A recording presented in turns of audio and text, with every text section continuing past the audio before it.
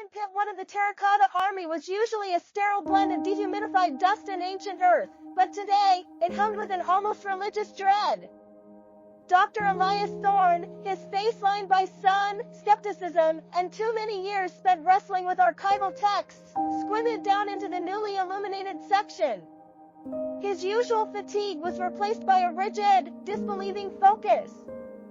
"You see it, Elias?" Professor Lin Wei murmured beside him, her voice low and tight.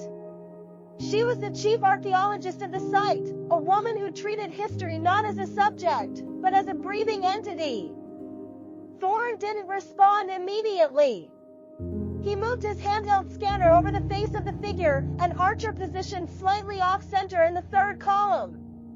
The archer was perfect, strong jaw, tightly bound hair, armor plated with simulated leather. But it was the face. The faces of the Terracotta Army were varied but never expressive of deep, personal emotion. They were soldiers, cogs in a monumental war machine. Yet, this archer's left eye carried a minute, yet unmistakable flaw. A slight, deliberate depression trailed from the inner corner of the socket, descending across the cheekbone like a track left by a single, permanent tear. "It's not damage, Lynn.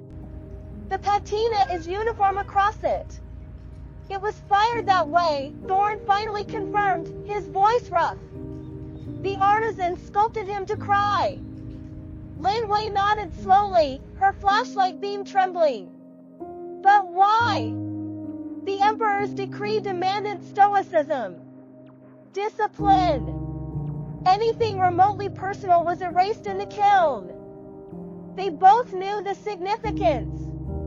The army was not an artistic collection, it was a military unit built for eternity, reflecting the first emperor's tyrannical obsession with order.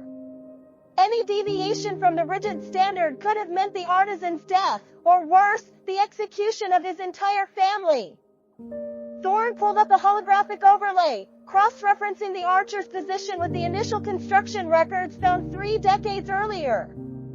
"Look at the shoulder fittings. The armor plate on the left side is stamped with a unique sigil. It's too small to be official, almost invisible unless you're cleaning the clay." Lin Wei bent closer, spotting the miniature, star-like etching. "The mark of the master potter, Zi Feng. He was executed immediately after the pits were sealed, officially for disrespect of imperial plans." "The records are vague." "They're vague because vagueness covers secrets, Lin," Thorn countered, his excitement rising, pushing back the years of dusty cynicism. "This tear isn't a flaw. It's a signature. And it's not the only one." Thorn instructed the team to remove the archer carefully. When the base was lifted, it revealed the true anomaly. The archer's footing was placed on a different stratum of compacted earth than his neighbor's.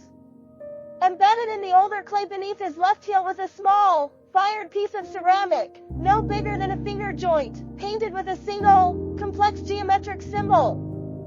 Lin Wei photographed it instantly.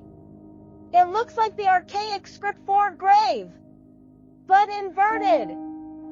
Thorn carefully picked up the ceramic shard, the ghost of 2 millennia passing across his fingers. "No, Lin. It's not grave. Zi Feng was a master of calligraphy. This is the inverted script for truth. The silent army hasn't been guarding the emperor. It's been guarding a record."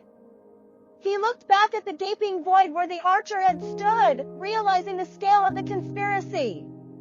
The entire, million-piece army wasn't a monument to a tyrant's power, but perhaps a monumental canvas for a single man's grief and a message of defiance hidden in plain sight.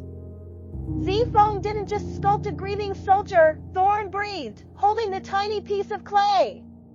He started a 2,000-year-long slow reveal of the silent secrets of the first emperor.